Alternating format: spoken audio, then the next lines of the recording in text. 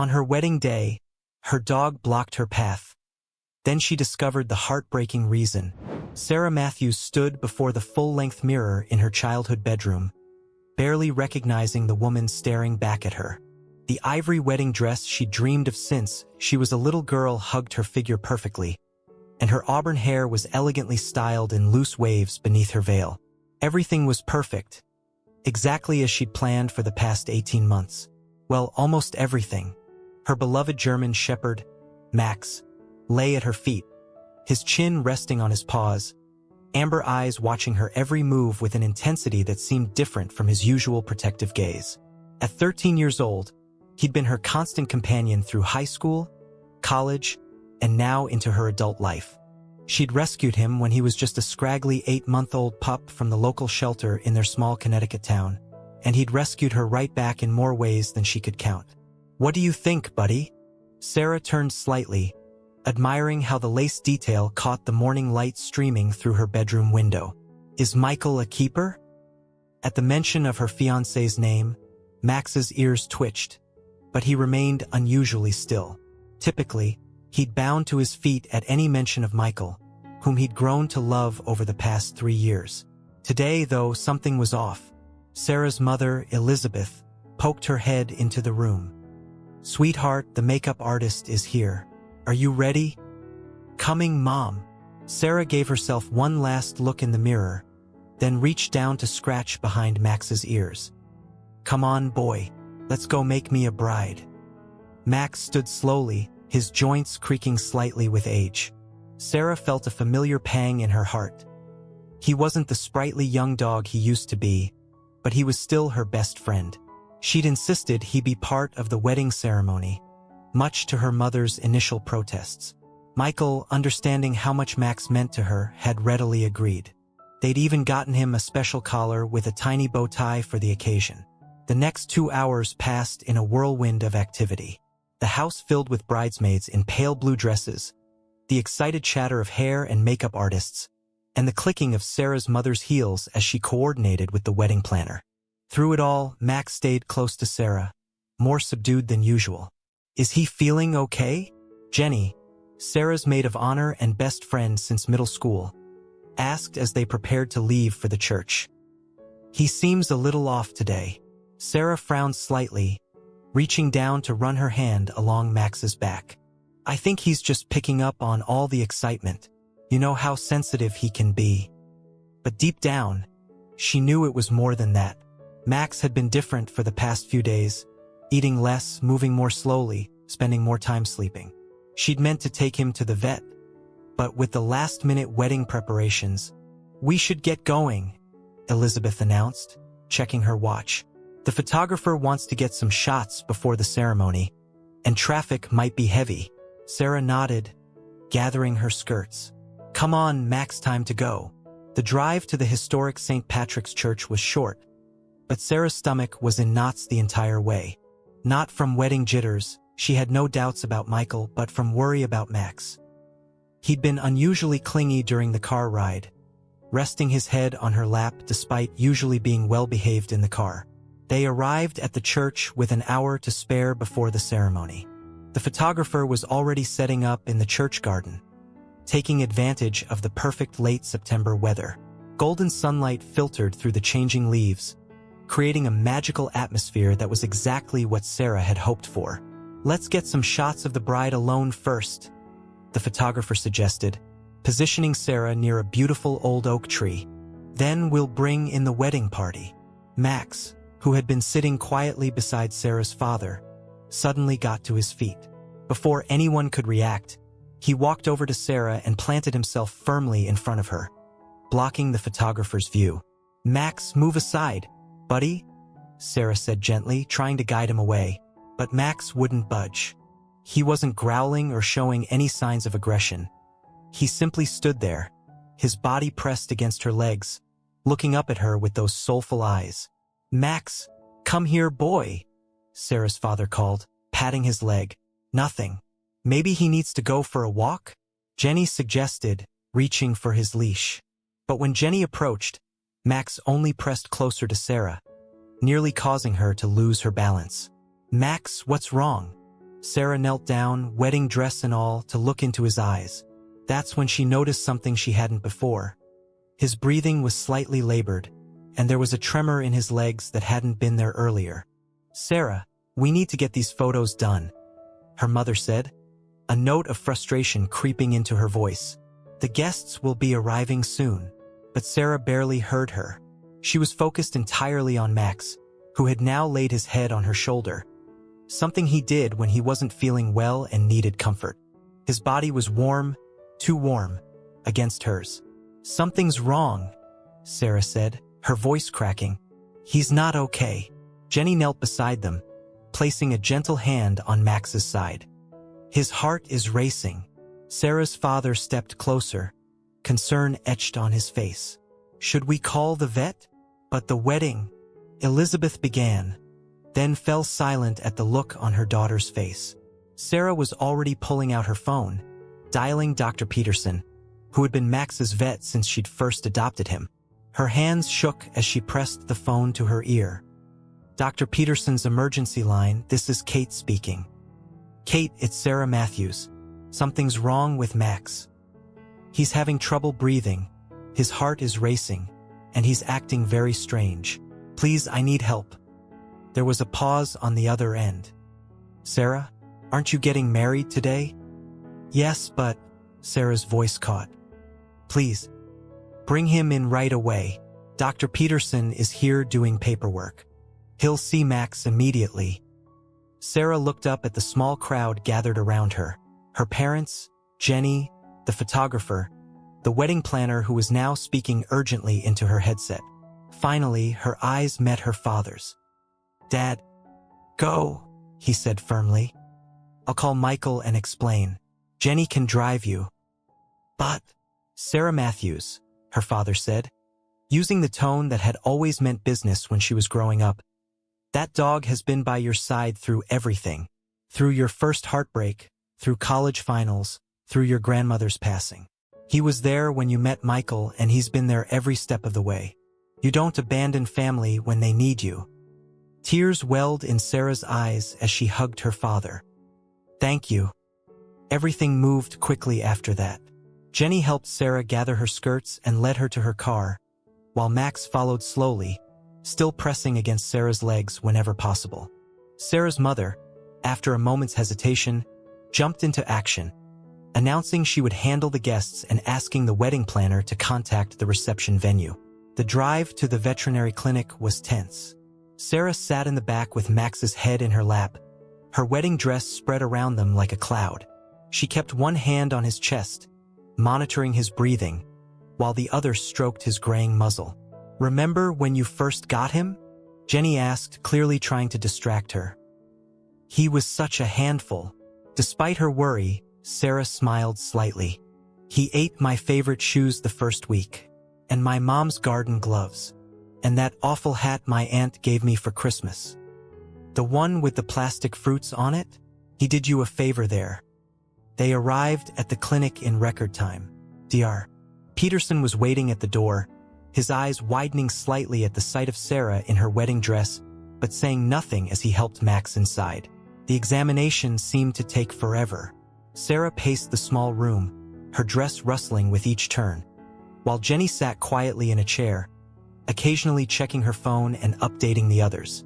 Finally, Dr. Peterson returned, his face grave. "Sarah, please sit down." Those words, the ones no pet owner ever wants to hear, made her knees weak. Jenny was immediately at her side, helping her to a chair. "Max has developed a cardiac condition," Dr. Peterson explained gently. "From the tests we've just run, it appears he's in the early stages of heart failure.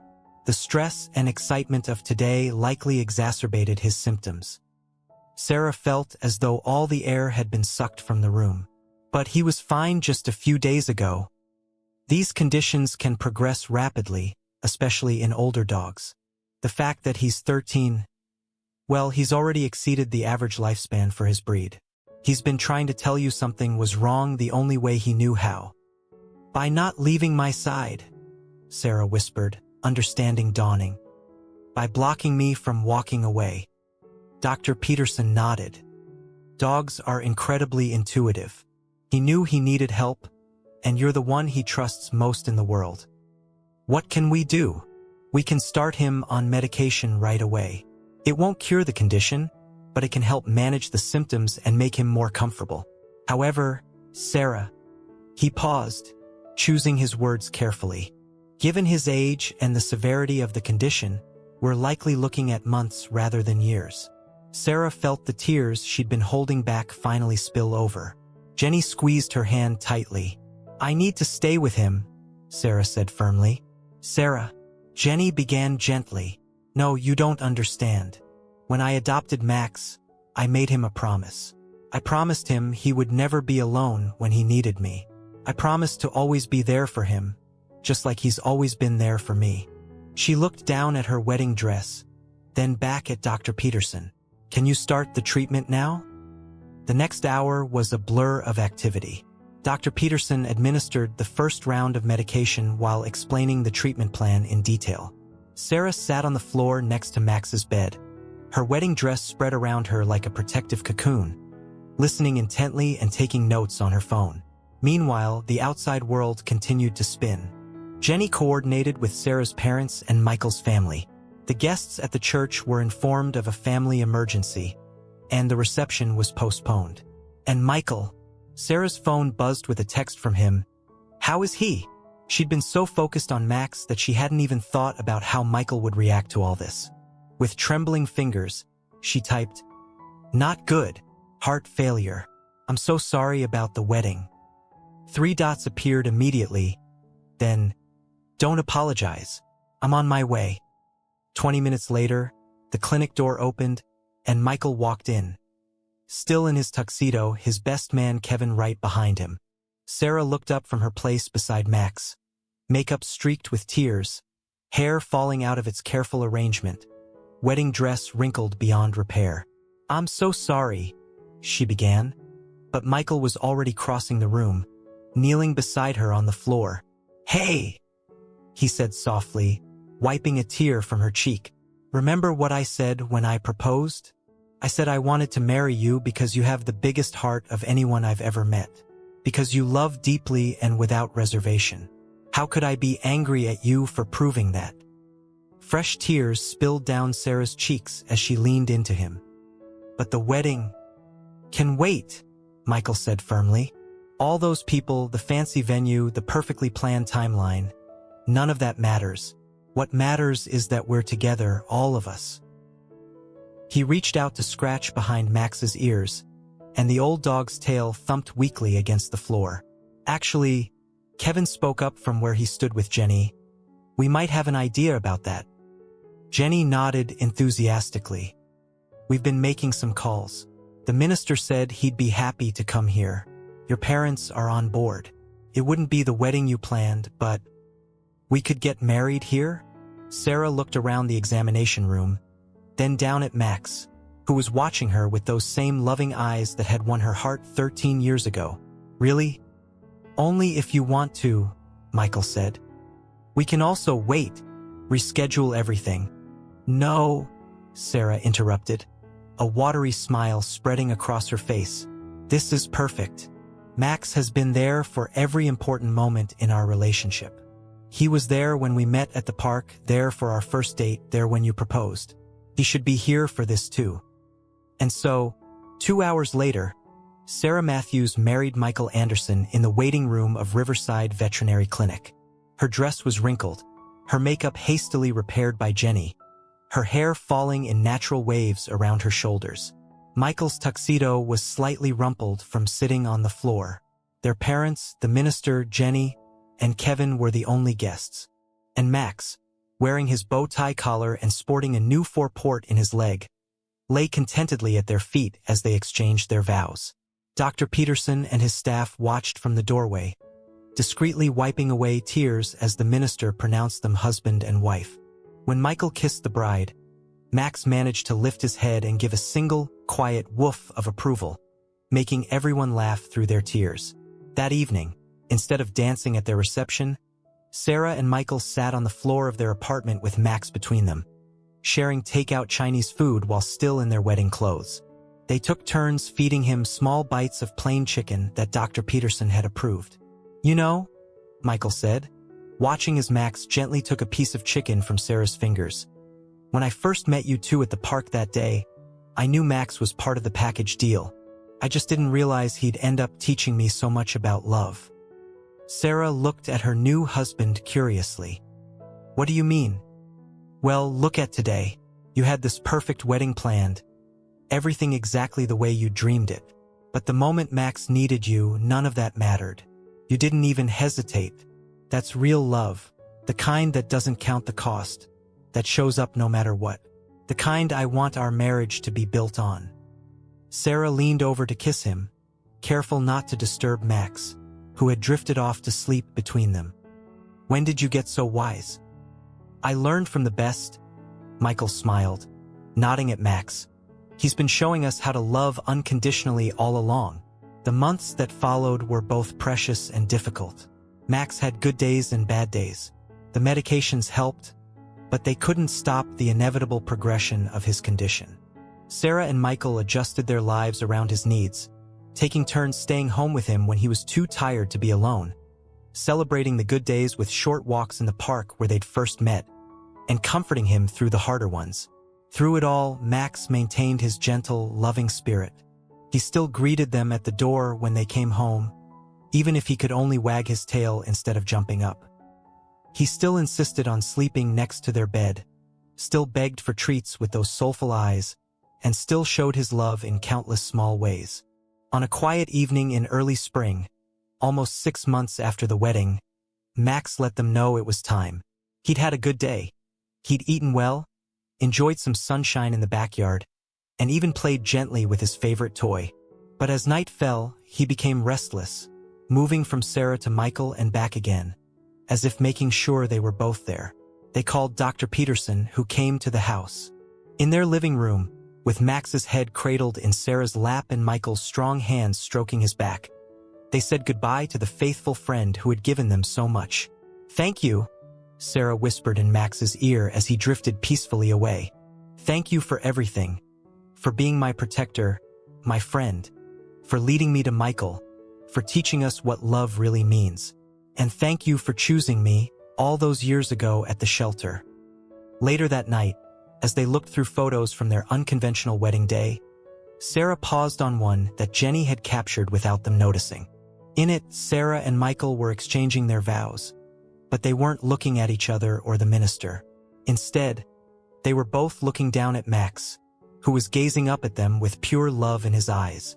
"He knew," Sarah said softly, tracing Max's image with her finger. "That day at the church when he wouldn't let me walk down the aisle. He knew he was running out of time, and he wanted to make sure we understood what really mattered." Michael wrapped his arms around her. "He succeeded. Our wedding day wasn't perfect in the traditional sense, but it was perfect for us. Because of Max, we started our marriage focused on what truly matters: love, commitment, and being there for each other no matter what." A year later, Sarah and Michael stood in front of the Riverside Animal Shelter, the same shelter where Sarah had found Max 13 years earlier. They'd spent months grieving Max's loss, but now they felt ready to open their hearts again. "Are you sure about this?" Michael asked gently, squeezing Sarah's hand. Sarah nodded, touching the locket around her neck that contained a small photo of Max. "He taught us so much about love. The best way to honor his memory is to share that love with another dog who needs a home."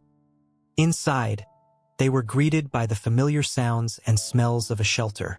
As they walked past the kennels, Sarah couldn't help but remember the day she'd first seen Max. A skinny, scared German Shepherd puppy who'd stolen her heart with one look from those soulful eyes. At the end of one row, they stopped. In the last kennel, a senior golden retriever lay on a worn blanket, gray around the muzzle, watching them with gentle brown eyes. The name card read, Duke, age 10. "Most people want puppies or young dogs," the shelter worker explained, noticing their interest. "Duke's been here for 3 months. His family had to surrender him when they moved into a nursing facility. He's sweet as can be, but his age puts people off." Sarah knelt down by the kennel door. Duke lifted his head, then slowly got to his feet and walked over to her. Through the gate, he pressed his nose against her hand. "He has arthritis in his back legs," the worker continued. "He'll need medication and probably won't be up for long walks." "But he's perfect," Sarah interrupted, looking up at Michael with tears in her eyes. Michael nodded, understanding completely. That evening, Duke settled into their home as if he'd always been there. He found Max's old bed by the fireplace and made it his own, though they'd bought him a new one. Perhaps he sensed that this had been another dog's special place and felt honored to carry on the tradition. As Sarah and Michael cuddled on the couch, watching Duke sleep peacefully in Max's old spot, Sarah said, "You know, some people thought we were crazy to adopt a senior dog, knowing we'll have less time with him." Michael smiled, pulling her closer. "But we know better, don't we? Max taught us that it's not about the quantity of time, it's about the quality of love. And thanks to him, we learned that sometimes the most beautiful love stories don't follow the perfect plan." Sarah rested her head on his shoulder, watching as Duke dreamed, his paws twitching slightly. Max's last gift to us wasn't just showing us what mattered on our wedding day. It was teaching us that love is worth any sacrifice, any pain. That's why we can open our hearts to Duke now, even knowing we'll have to say goodbye sooner than we'd like. "And look what he's already giving us in return." Michael nodded toward Duke, who had woken up and was gazing at them with pure contentment. "He's helping us honor Max's memory by continuing the cycle of love." That night, as they got ready for bed, Duke followed them upstairs and settled into the same spot where Max used to sleep, right next to Sarah's side of the bed. As she drifted off to sleep, Sarah could have sworn she felt two dogs watching over her. One a presence she could touch, and one a beloved memory that would live in her heart forever. Years later, Sarah and Michael would tell their children the story of their wedding day, not as a tale of plans gone wrong, but as a beautiful lesson about love, loyalty, and what truly matters in life. They would show them the photos of that day at the vet clinic, point out the old German shepherd with the bow tie collar who had changed their lives forever, and explain how sometimes the most precious moments come wrapped in unexpected packages. And through it all, they kept their promise to live the kind of love Max had taught them. Unconditional, unwavering, and always ready to put what matters most ahead of any perfect plans. In their living room, next to their wedding photo, they hung a simple plaque that read, "Sometimes love means changing your perfect plans, for perfection lies not in the path we intended to take, but in the hearts that guide us home." Below it, Max's collar with its tiny bow tie hung alongside Duke's, symbols of the endless capacity of the heart to love, to learn, and to grow, even through loss and change. And on each anniversary, instead of celebrating with fancy dinners or elaborate parties, Sarah and Michael would visit the animal shelter, bringing donations and spending time with the older dogs who, like Duke, were still waiting for someone to see past their gray muzzles to the love they had to give, because that was Max's greatest legacy. Teaching them that love, in all its forms, was worth embracing, worth sacrificing for, and most of all, worth sharing, no matter what unexpected forms it might take or how much time you might have together.